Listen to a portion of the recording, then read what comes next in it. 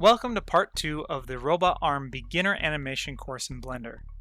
In this section of the course, you will again learn how to animate the robot arm in Blender, but this time by building a custom armature rig with bones and controls that you will use to easily move the arm, make it pick up a can of beans, extend it out, and put it on a shelf.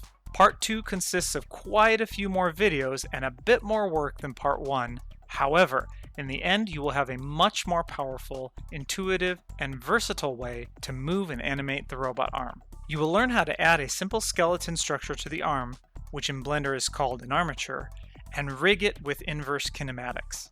This will allow you to use a control bone in order to move the arm in the way you would expect an arm to move in real life. You will also learn how to rig the armature with other powerful controls, such as one control to open and close both claw fingers at the same time, and an extender piston bone that allows you to extend the arm out for greater reach.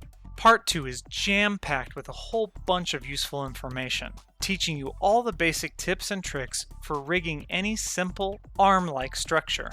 You will learn the difference between forward kinematics and inverse kinematics and how to build a simple IK chain. You will be introduced to several new constraints that help you limit the movement of certain controls or bones.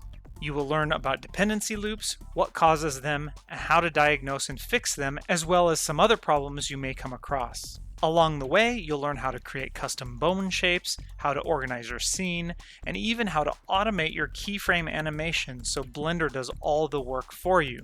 All this and so much more. After completing part 2, not only will you be able to build a custom rig and use it to animate an arm-like structure in Blender, but you will also be able to render out a quick video of your animation in order to share it with the world. So when you are ready to get started, head on over to the first video.